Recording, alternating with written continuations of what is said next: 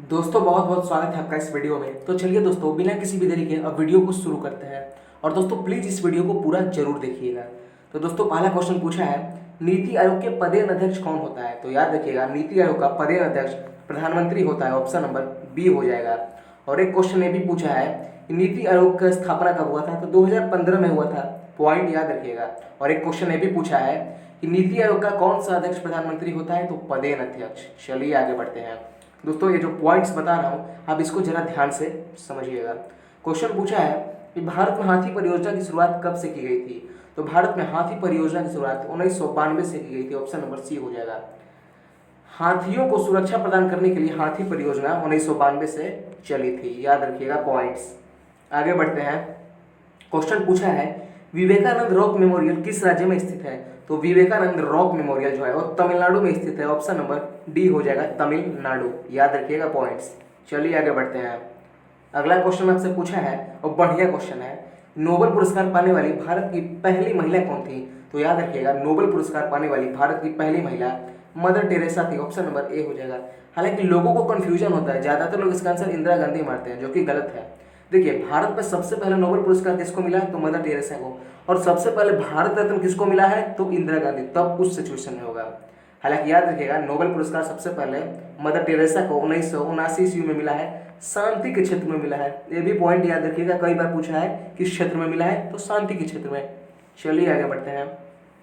अगला क्वेश्चन पूछा है, नागार्जुन बांध किस नदी पर स्थित है? तो याद रखिएगा, नागार्जुन बांध कृष्णा नदी पर स्थित है। ऑप्शन नंबर ए हो जाएगा। चलिए आगे बढ़ते हैं। अगला क्वेश्चन आपसे पूछा है, इस सम्राट अशोक ने किस धर्म को अपनाया था? बढ़िया क्वेश्चन है दोस्तों। इतिहास का एक महान शासक है सम्राट अशोक, और इन्होंने बौद्ध धर्म को अपनाया था। ऑप्शन नंबर डी हो जाएगा। और बौद्ध धर्म के प्रचार के लिए भी इन्होंने अपने पुत्र महेंद्र को और पुत्री संघमित्रा को श्रीलंका भेजा है। याद रखिएगा ये पॉइंट, श्रीलंका। क्वेश्चन कई बार पूछा है कि किस महान शासक ने बौद्ध धर्म के प्रचार प्रसार हेतु अपने पुत्र महेंद्र और पुत्री संघमित्रा को श्रीलंका भेजा था? तो सम्राट अशोक। चलिए आगे बढ़ते हैं। अगला क्वेश्चन आपसे पूछा है, भारत के पूर्वी समुद्र तट को और किस नाम से जानते हैं? तो देखिए, भारत का जो पूर्वी समुद्र तट है उसको कोरोमंडल तट के नाम से जाना जाता है। और अगर पश्चिमी तट की बात करें तो पश्चिमी तट को मालाबार तट के नाम से जाना जाता है। पॉइंट्स याद रखिएगा। चलिए आगे बढ़ते हैं। अगला क्वेश्चन बढ़िया क्वेश्चन पूछा है, किस प्रकार के कोयले में सबसे ज्यादा कार्बन पाया जाता है? तो सबसे ज्यादा कार्बन पाया जाने वाला कोयला कौन सा है? यानी क्वेश्चन ये पूछा है। तो याद रखिएगा, सबसे ज्यादा कोयला एंथ्रेसाइट में होता है। ऑप्शन नंबर डी हो जाएगा। अगर सबसे कम पूछे कि सबसे कम कार्बन कहाँ होता है, किस में होता है, तो पीट में होता है। ऑप्शन नंबर ए हो जाएगा उस केस में। चलिए आगे बढ़ते हैं।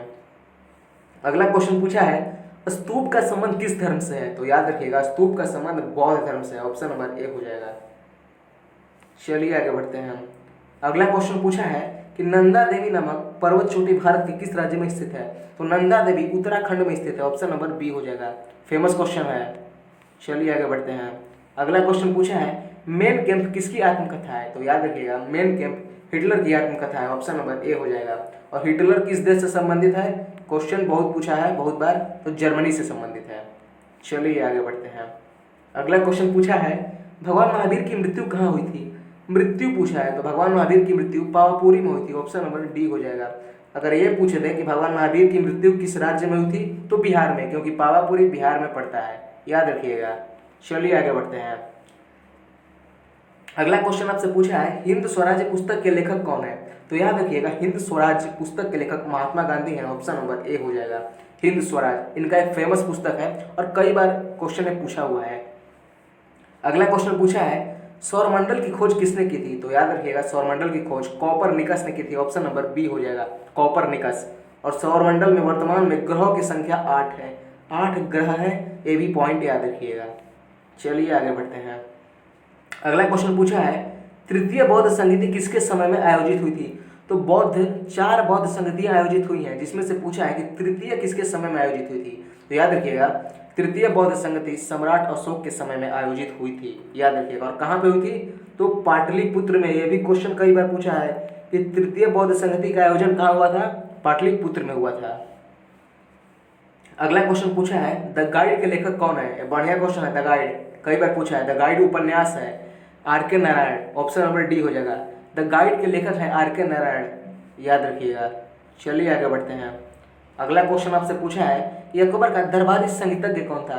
तो अकबर का दरबारी संगीतज्ञ तानसेन था। ऑप्शन नंबर बी हो जाएगा, जो अकबर के नवरत्नों में से ही एक था, याद रखिएगा। चलिए आगे बढ़ते हैं। अगला क्वेश्चन पूछा है पंचमहल कहाँ स्थित है। तो याद रखिएगा पंचमहल उत्तर प्रदेश में स्थित है। राज्य का नाम पूछे तो उत्तर प्रदेश, और जगह का नाम पूछे तो Fatehpur Sikri, option number C हो जाएगा। और फतेहपुर सीकरी कहाँ है, तो उत्तर प्रदेश में है। चलिए आगे बढ़ते हैं। क्वेश्चन पूछा है आपसे कि गोबर गैस में मुख्यतः कौन सी गैस होती है। तो याद रखिएगा गोबर गैस में मीथेन होता है, ऑप्शन नंबर ए हो जाएगा। चलिए आगे बढ़ते हैं। अगला क्वेश्चन पूछा है पेंसिल में कौन सा तत्व मौजूद रहता है। तो याद रखिएगा पेंसिल में हालांकि ग्रेफाइट रहता है, लेकिन आपके ऑप्शन में ग्रेफाइट नहीं है, तो याद रखिएगा तब उत्तर कार्बन होगा, ऑप्शन नंबर बी हो जाएगा, क्योंकि कार्बन का ही अपरूप है ग्रेफाइट। याद रखिएगा क्वेश्चन बनता है। पेंसिल में ग्रेफाइट होता है अर्थात कार्बन मौजूद रहता है, याद रखिएगा। और कार्बन का परमाणु संख्या भी पूछता है तो 6 होता है, ये भी पॉइंट याद रखिएगा। तो आई होप आज का लास्ट क्वेश्चन था। और दोस्तों वीडियो आपको कैसा लगा अपनी राय हमें जरूर बताएं।